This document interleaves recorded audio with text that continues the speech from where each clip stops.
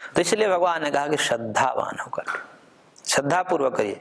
तो जो श्रद्धावान मनुष्य जितेंद्रिय होकर के, तत्पर होकर के और ऐसा अनुष्ठान करता है तो ज्ञानम लभते, वह इस तत्व ज्ञान, ब्रह्म ज्ञान, आत्मानुभूति, जिसको अपरोक्षानुभूति वेदांत में कहा गया है, तो उस अपरोक्षानुभूति, आनंद की अनुभूति को अनुभव करता है, प्राप्त करता है।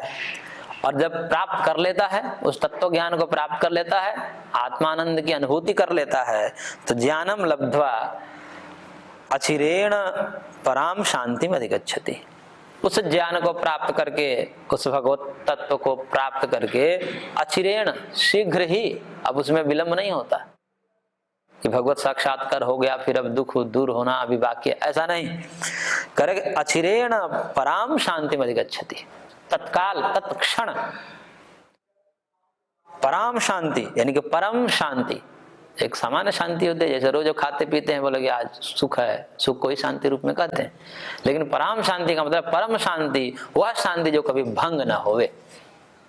शांति भंग हो जाती है हमारी, क्योंकि जो शांति बाहरी संसाधनों पर रहती है वो शांति भंग होती है, और जो शांति आत्माश्रित रहती है वो शांति भंग नहीं होती। क्योंकि बाहरी साधन जो होते हैं वो अनित्य होते हैं, नाशवान होते हैं। किसी भी बाहरी साधन से हम शांत होने का प्रयत्न कर रहे हैं, वो वस्तु कब तक रहेगी? किसी से हमको शांति मिल रही है, या तो व्यक्ति से मिल सकता है शांति, अथवा वस्तु से मिल सकती है शांति।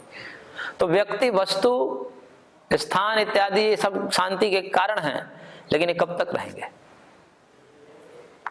ये नहीं रह सकते हमारे साथ सदैव, और इनकी स्थिति भी सदैव नहीं रह सकती, वो भी बदलते रहते हैं, क्योंकि त्रिगुणात्मक जगत है, कभी सत्व, कभी रज, कभी तम। सत्व प्रधान, रज प्रधान, तम प्रधान उनकी स्थिति होती रहती है, वो हमें प्रभावित करते हैं।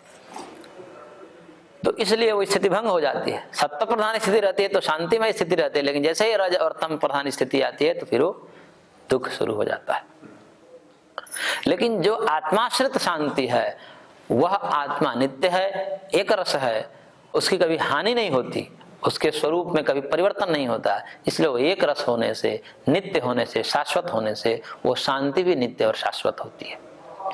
इसलिए पराम शांति, परम शांति, यानी कि कभी नष्ट न होने वाली शांति को प्राप्त होता है। इसलिए अचिर, शीघ्र ही प्राप्त हो जाता है। अब करेंगे दो उपाय बताए यहाँ पर, ज्ञान के दो उपाय बताए। या तो आप स्वयं से प्राप्त कर लीजिए, कर्मयोग का अनुष्ठान करिए, और कर्मयोग के अनुष्ठान पूर्वक समत्व बुद्धि को अपना करके राग द्वेष रहित होकर कर्म करिए, और धीरे धीरे आपको अनुभव हो जाएगा। ये तो एक स्वयं से हुआ। यदि स्वयं नहीं है तो श्रद्धावान होकर के और गुरु के शरण में जाइए। ये श्रद्धावान का मतलब क्या? श्रद्धा पूर्वक जो गुरु बता रहे हैं, जो पूर्व में कहा, तद्विद्धि प्रणिपातेन परिप्रश्नेन सेवया, तो उस प्रकार श्रद्धावान होकर के गुरु उपदेश के द्वारा अपना अनुष्ठान करना, तो धीरे धीरे प्राप्त हो जाएगा। परंतु जो स्वयं नहीं कर पा रहा है, स्वयं अनुभूति नहीं हो पा रही है और श्रद्धा भी नहीं है, तब उसके लिए भगवान कह रहे हैं अज्ञस्या श्रद्धानस्य संशयात्मा विनश्यति नायम लोकोस्ति न परो न सुखम संशयात्मनः। करेंगे एक तो अज्ञ है, अज्ञानी है, क्योंकि स्वयं से ज्ञान हुआ नहीं, कर्मयोग का अनुष्ठान किया नहीं, समत्व बुद्धि आई नहीं, ब्रह्मनिष्ठ उसकी बुद्धि हुई नहीं, और ऐसे बुद्धि न होने से वो कर्म जो हुआ वो पुण्य पाप हुआ है उसका। तो ऐसे अज्ञ व्यक्ति ही है, जो निष्काम कर्म नहीं करता है वो अज्ञ ही है, अज्ञानी ही है, क्योंकि स्वयं से उसको आत्मानुभव हुआ नहीं। और दूसरी बात, श्रद्धा कहने को कह रहे हैं कि मान जाइए, जो हम कह रहे हैं उसको मान जाइए। गुरु कहते हैं कि भाई नहीं समझ में आ रहा है, कष्ट हो रहा है ये करने में, तो भी विश्वास रखो, एक दिन तुमको शांति मिलेगी। प्रारंभ में भले ही कष्ट हो रहा है, लेकिन मेरी बात बस मान जाओ, तुमको शांति मिलेगी, क्योंकि जो मैंने अनुभव किया है वो तुमको अवश्य होगा। क्योंकि मेरी भी स्थिति पहले ऐसे थी, प्रत्येक व्यक्ति इससे जूझकर निकलता है। सिद्ध भी ऐसे थोड़े बनते हैं, कोई तो जन्म से ही सिद्ध होते हैं, लेकिन उनके भी जन्मांतरीय असिद्धि तो सिद्ध हो ही जाती है। कि जन्म से सिद्ध है तो पूर्व जन्म में तो कहीं असिद्ध होंगे, उनकी भी स्थिति तो हम आप जैसी होगी। लेकिन उन्होंने अनुष्ठान किया होगा, तब जाकर के जन्म से ही सिद्ध होते हैं। कोई इस जन्म में आकर के अनुष्ठान करते हैं और फिर सिद्ध हो जाते हैं, और फिर वो उपदेश करते हैं। वह ज्ञानी व्यक्ति जो तत्वदर्शी हैं, वह उपदेश अज्ञानियों के लिए करते हैं, तो यही कहेंगे श्रद्धा रखो, मैं जो बता रहा हूं करो, बस करते रहो, श्रद्धा पूर्वक हो जाएगा, चिंता मत करो। लेकिन उसको श्रद्धा भी नहीं हो रही, और वैसी स्थिति नहीं है, राग द्वेष से भरा पड़ा है, इसलिए राग द्वेष रहित होकर के निष्काम कर्म भी नहीं कर पा रहा है। तो राग द्वेष भरा पड़ा है, इस कारण से निष्काम कर्म नहीं हो रहा है, कर्मयोग नहीं हो पा रहा है। और दूसरी बात, श्रद्धा नहीं बन पा रही है गुरु में, शास्त्र में, तो इधर ही बात समझ में नहीं आ रही इसको। तो कह रहे हैं कि यदि अज्ञ हैं, और दूसरा में क्या हो गया, अश्रद्धान, श्रद्धा नहीं है, तो ऐसी स्थिति में क्या हो गया, तो बोले कि संशय आत्मा, इसी को बोलते हैं संशय आत्मा है। या तो स्वयं से अनुभव कर लिया तो कोई संशय नहीं है उसको, बोले कि ऐसा होता है, हम राग द्वेष से रहित होकर कर्म करते शांति मिलती है, इच्छाओं को नियंत्रण करते हैं, इच्छाओं का त्याग करते हैं तो शांति मिलती है, सुख मिलता है। इच्छाओं को त्याग में, फलाशक्ति कर्माशक्ति के त्याग में सुख है, उसको अनुभव है। जो कर्माशक्ति और फलाशक्ति का त्याग करके कर्म करता है वो सुखी देखा जाता है, वो कष्ट नहीं होता, क्योंकि अपेक्षा ही नहीं रख रखा है किसी से। पुत्र कैसा हो, पुत्र के प्रति अपेक्षा है कि पुत्र ऐसा होना चाहिए, आगे चल करके हमारे अनुकूल ऐसा हो, ऐसा हो, ऐसा, नाना प्रकार के कामना कर रखे हैं। और पुत्र के अपने कर्म है, आगे कुछ पूर्व जन्म से भी लेकर कर्म आया है, वो आगे कैसी संगत मिलेगी भगवान जाने। और हमने बना रखा है कि मेरा पुत्र आगे चलकर तो कलेक्टर बनेगा, और नहीं बना तो सबके माता पिता तो यही चाहते हैं कि हमारे पुत्र कलेक्टर ही बन जाए, और ऐसे मान करके या आशा रख करके उसको पाल रहे हैं, पोस रहे हैं, और नहीं बन पाया तो कष्ट होता है। अब जो इस भाव से पाला है कि भगवान के संतान है, हमारे संतान नहीं है, ये हमारा संतान नहीं है, हमें इस पे कोई अधिकार नहीं है, हमें राग द्वेष नहीं है, बस हमारा कर्तव्य है कि जो भी हमें इससे अच्छा हो पाए भगवान के नाते। जैसे राष्ट्रपति का कोई बच्चा आपके घर आ जाए तो क्या करेंगे, अच्छे से खिलाएंगे, बैठाएंगे, उसको सब अच्छा से अच्छा करेंगे। अपना है तो प्रमाद हो जाता है, जैसे अपनी वस्तु में प्रमाद हो जाता है, धूप में रखी है, बोले कि अपनी है क्या, कौन भाड़े पे आई है क्या, किसी को देना है, अपना है, छोड़ रख लेंगे, खत्म भी हो जाएगा तो हमारा पैसा लगा है। लेकिन वही दूसरी की वस्तु लेकर मांग कर लाते हैं तो उसको संरक्षण करके रखते हैं कि देना है, वो पूछेगा फिर। ऐसे ही जो ये भाव मान करके अपने संबंध का भी निर्वाह किया है कि जो भी संबंध प्राप्त हुए हैं भगवान से प्राप्त हुएंगे, भगवान पूछेंगे फिर कि जो संबंध दिए थे, जो माता पिता भाई बहन गुरु और पुत्र इत्यादि, इसको तुमने उचित रूप से व्यवहार किया, क्योंकि तुम्हारे थे कि हमारे थे, दिया तो हमने था। नहीं तो बहुत लोग को तो चाहत होती है लेकिन होते नहीं, मिलते ही नहीं, संतान ही नहीं मिलते। तो भगवान के द्वारा ये सब प्राप्त है तो भगवान को जवाब देना पड़ेगा कि नहीं देना पड़ेगा। और जिसको ये भाव है कि भगवान के द्वारा सब प्राप्त है तो मानो भगवान के ही हैं, इसलिए अच्छे से अच्छे इनकी देखभाल करनी है, अच्छे से अच्छे संस्कार देने हैं, और अपना ममत्व तो नहीं रखना है, हमारे नहीं है। इस प्रकार जब कर्म करते हैं तो सुखी देखे जाते हैं, वो माता पिता सुखी देखे जाते हैं। तो इसी प्रकार से चाहे माता पिता की ही बात नहीं है, कोई भी व्यक्ति हो, इस प्रकार से आशा रख करके कर्म करता है, आसक्ति रख करके कर्म करता है, फल की आशा है, पहले मन में फल बना लिया और फिर उसको पाल रहे हैं, पोस रहे हैं, संबंध का निर्वाह कर रहे हैं, तो फिर दुख होता है, क्योंकि सारी कामनाएं हमारे अनुकूल हो, उसकी सिद्धि हमारे अनुकूल हो, संभव नहीं। जब संभव नहीं होता फिर हमें दुख होता है। फिर कामना को हटा दीजिए, जो कामना को हटा कर करते उनको उनकी शांति भंग नहीं होती, वो आनंदित रहते हैं, ये अनुभव है सबका, जो कर रहे हैं उनका अनुभव। परंतु ऐसा व्यक्ति जो है राग द्वेष से वशीभूत इतना है कि उसे राग द्वेष हट ही नहीं रहा है, इतना आसक्त हुआ है कि नहीं तुम मेरे हो, मेरे ही हो, तुम केवल मेरे हो, ऐसा भाव हो जाता है ना, तुम मेरे हो, मेरा पुत्र हो, पुत्र नहीं तुम मेरे पिता हो, तुम ऐसा कैसे कर सकते हो। तो मैंपन का इतना गहरा तादाद में हो जाता है कि उसको लगता ही नहीं करे तुम्हारे क्या है, ये कई जन्म में किसी और का भी बाप रहा होगा, ये पूर्व जन्म में और भी किसी का बेटा रहा, हो सकता है कि जो बेटा बना है वही बाप का कहीं बाप बन चुका होगा, ऐसा भी हो सकता है। ये अनादि प्रवाह है, इसमें जो है जिसको हम बेटा समझ रहे हैं इस जन्म में, वो पात्र है एक प्रकार से, नौटंकी है, एक नाटक ही तो है, एक चोला ओढ़ रखा है, क्योंकि आत्मा तो नित्य है, चोला बदलती रहती है। उस चोले में आकर के कोई पुत्र का नाटक कर रहा है, कोई पिता का नाटक कर रहा है। पूर्व में देखे जाएंगे तो कहीं कहीं ऐसा भी हो सकता है कि पिता पुत्र मिल जाएगा, पुत्र पिता मिल जाएगा। तो आत्मदृष्टि को देख करके बात करेंगे तो फिर सारा ये सब ध्वस्त हो जाता है, मोह ध्वस्त हो जाता है। देह के दृष्टिकोण से जब हम रखते हैं फिर उसमें ममत्व आता है, राग आता है, और फिर राग आता है तो फिर सारे दुख तो वहीं से शुरू हो जाते हैं, राग से, ममत्व से। तो इसीलिए कहते हैं कि स्वरूप में रह करके, अपने स्वरूप में नहीं, कि आत्म स्वरूप जरूरी है। कोई भी कर्म में आत्मा का ज्ञान जरूरी है कि मैं नित्य हूं, ये भी नित्य है, न किसी का कोई पुत्र है, न किसी का कोई भाई है, सब आत्मरूप है। ये राग कहां से आता है? मैं, मेरे से राग आता है, ये मेरे पिता हैं या मेरे पत्नी है या मेरे पत्नी है, पति है, भाई है, यही होता है ना। तो ये जो भिन्नत्व है वो देह के दृष्टिकोण से है, और जहां भी देह के दृष्टिकोण होगा वहां पर ये सारे ममत्व, राग, द्वेष सब आएंगे। परंतु जब आत्मदृष्टि हो जाती है, सब आत्मरूप है, मैं भी आत्मरूप हूं, न कोई किसी का माता है, न कोई किसी का पिता है, न कोई किसी का बंधु है, ये तत्व ज्ञान है। लेकिन इस तत्व ज्ञान को कहना नहीं होता, व्यवहार में तो यही कहना पड़ेगा कि तुम मेरे हो, परंतु ये ज्ञान अंदर रखा जाता है। इसीलिए कभी कभी क्या होता है, ज्ञान देने वाले भी को बहुत सोच समझ कर ज्ञान देना पड़ता है, ये बता देना पड़ता है कि ये ज्ञान है, इसको अंदर रखा जाता है, क्योंकि ज्ञान आत्मा का विषय है और कर्म शरीर का विषय है। तो कर्म से, वाणी से तुमको यही बोलना है कि तुम मेरे हो, तुम मेरे पिता हो, परंतु मन में ये रखना है कि कोई किसी का पिता नहीं है, क्योंकि सब आगंतुक संयोग है। ये संयोग बना है, और संयोग जो भी होता है वो वियोग के लिए होता है।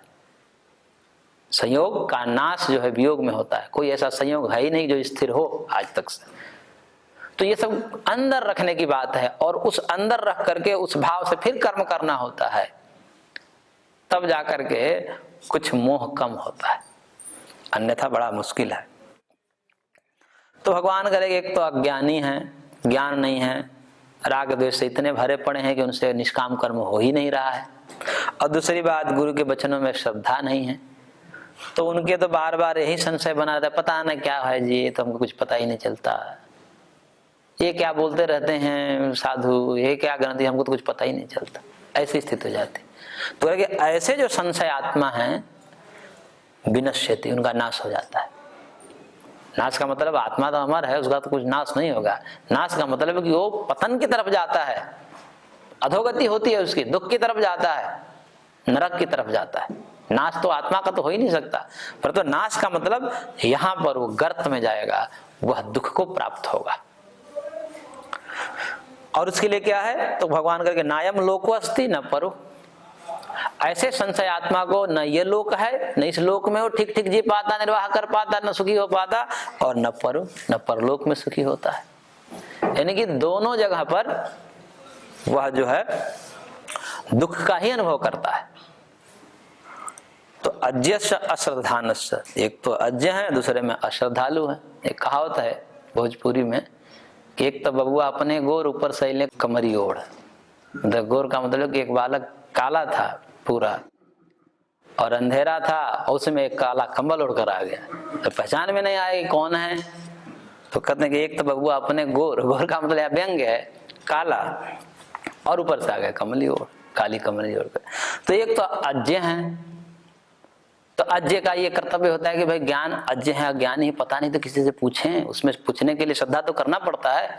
जैसे हम स्कूल में जाते हैं तो जो बता रहा है कि ये इसको एक डंडी खींचता है, बोलता है कि ये 1 है, फिर उस पर एक शून्य बनाते बोले कि ये 10 है, फिर एक और शून्य बनाते बोले कि ये 100 है, तो मानना पड़ता है ना, उस पर विश्वास तो करना पड़ता है कि जो कह रहा है सही कह रहा है। यदि कोई बालक ऐसा हठी हो जाए, जिद्दी हो जाए, बोला कि नहीं मानता मैं, ये कहे नहीं है, 1 नहीं है, मैं इसको 100 कहूंगा, तो क्या होगा उसका?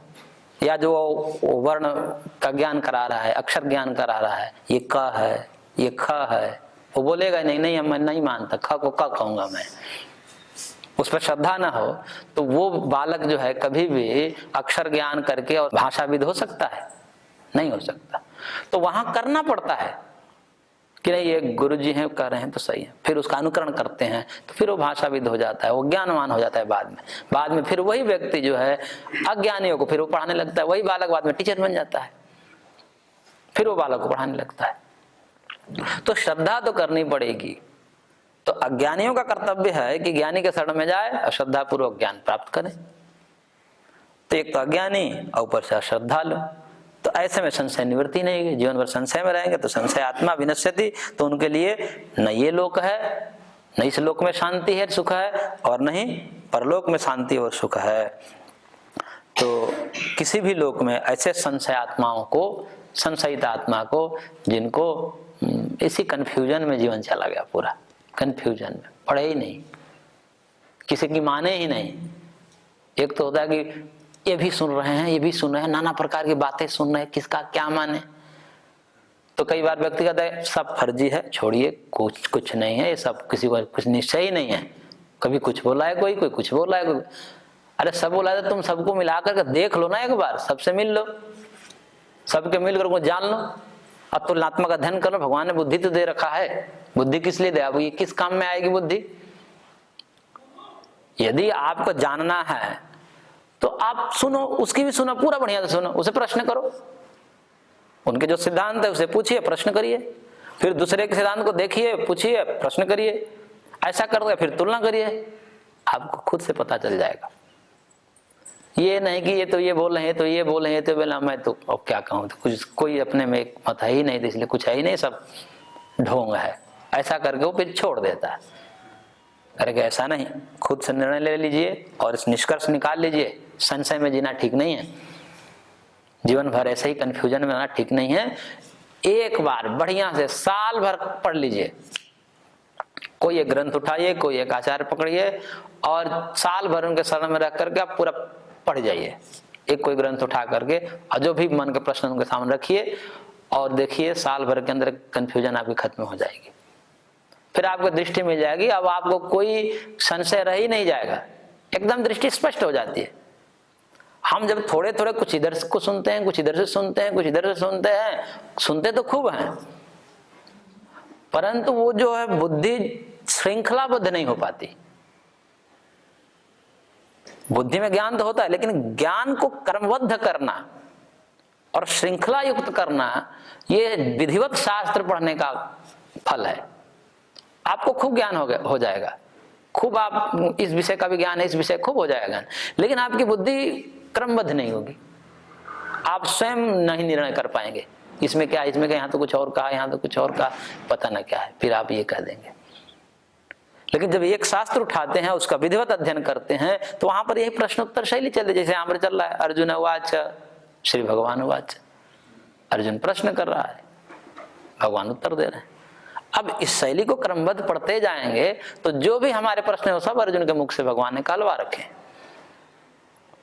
तो एक बुद्धि श्रृंखलाबद्ध हो जाती है, क्रमबद्ध हो जाती है। तो इसलिए एक ग्रंथ कोई उठाए, गीता उठा लीजिए और कुछ उठाने की आवश्यकता ही नहीं, पूरा है, वेदों का सार है, उपनिषदों का सार है गीता। इसलिए उपनिषद पढ़ेंगे, समय नहीं है उतना, सैकड़ों उपनिषद है, एकादश उपनिषद तो कम से कम है, सैकड़ों उपनिषद है, कहाँ समय है पढ़ने का। वेद बस की बात तो है नहीं, क्योंकि वेद को पढ़ने के लिए उसके अंग ही और उपांग पढ़ने में जीवन गुजर जाएगा, तब वेद समझ में आएगा। तो इसलिए गीता पर मात्र 700 श्लोक हैं, 700 श्लोक यदि पढ़ ले कोई ठीक ढंग से तो कोई कंफ्यूजन नहीं रहेगा। तो इसलिए संशय में नहीं जीना चाहिए, क्लियर हो जाए, एकदम निश्चिंत हो जाइए कि ये है, ये नहीं है, बस। तो इस प्रकार से जब होते हैं तो भगवान कहते हैं कि फिर उसको कोई कष्ट नहीं होता, वो मुक्त हो जाता है। और आगे भगवान कह रहे हैं कि योग संन्यस्त कर्माणं ज्ञान संच्छिन्न संशयम् आत्मवन्तं न कर्माणि निबंधन्ति धनंजय। करेंगे हे धनंजय, योग संन्यस्त कर्माणं ज्ञान संच्छिन्न संशयम्। योग यानी कि कर्मयोग, योग जहां पर आता है अधिकतर वहां पर कर्मयोग ही अर्थ होता है, कि जिसने कर्मयोग की विधि से समस्त कर्मों का त्याग कर दिया है। कर्मों का त्याग का मतलब आसक्ति का त्याग। जहां भी त्याग शब्द आता है वहां भी यही ध्यान देना चाहिए, कर्म त्याग नहीं, अपितु कर्म में निहित आसक्ति का त्याग। तो जिन्होंने योग के अनुष्ठान के द्वारा यानी कि कर्मयोग के द्वारा कर्म में निहित जो आसक्ति है उसका त्याग कर दिया है, वो आसक्ति कब त्याग होती है? जब भगवान को बैठाते हैं वहां पर। ऐसे कितना भी हम कहें, संकल्प करें कि हमें जो है आज से राग द्वेष नहीं करना है, वो नहीं होगा। जितना ही कि नहीं हम इसे राग नहीं करना, उतना ही राग होगा, क्योंकि राग राग कहते हैं, राग का विषय बन जाता है, बुद्धि का विषय राग बन जाता है। बोले कि हमें इस व्यक्ति को याद नहीं करना है, किस व्यक्ति को याद नहीं करना है? बोले अमुक व्यक्ति को, जैसे याद नहीं करना का उसे हमें याद आ जाएगा। तो इसलिए राग द्वेष हम चाहें कितना भी छोड़ना छूट नहीं सकता। फिर क्या करना पड़ता है? भगवान को बैठा दीजिए, भगवान को चित्त में बसा लीजिए और उन्हीं का नित्य स्मरण करते हैं, छूट जाएंगे राग द्वेष। तो इसलिए राग द्वेष को छोड़ने के लिए जो कर्म योग का आधार है वो ब्रह्म बुद्धि है, एकनिष्ठ बुद्धि है, भगवान को ही चित्त में बसा लीजिए। तो इस प्रकार से जिन्होंने कर्मयोग के द्वारा समस्त कर्म में निहित जो राग हैं उनका त्याग कर चुका है और ज्ञान संचिन्न संशय, अंततः क्रम ऐसा है देखिए इसमें कि कर्मयोग के अनुष्ठान से अंतःकरण शुद्ध होगा, अंतःकरण शुद्ध होगा तो भगवत दर्शन होगा, उसी को ज्ञान कहते हैं। और जब भगवत दर्शन हो जाएगा तो ज्ञान संचिन्न संशयम, उससे अब कोई संशय रह ही नहीं जाएगा। जिसको ब्रह्म ज्ञान हो गया, भगवत साक्षात्कार हो गया, अब उसके लिए क्या है? सब स्पष्ट। धीरे धीरे ये स्पष्टीकरण बढ़ता है, जैसे जैसे हमारे अंतःकरण साफ होता है उतना ही सत्य हम सत्य के नजदीक चले जाते हैं, धीरे धीरे जाते हैं, एकाएक नहीं होता, क्योंकि अंतःकरण में राग द्वेष भरा पड़ा है। कर्मयोग के अनुष्ठान से धीरे धीरे हटता है, धीरे धीरे हटता है। जैसे लालटेन के शीशे के ऊपर जैसे जैसे हम गर्द को हटाते हैं, मल को हटाते हैं, वैसे वैसे प्रकाश बढ़ता है।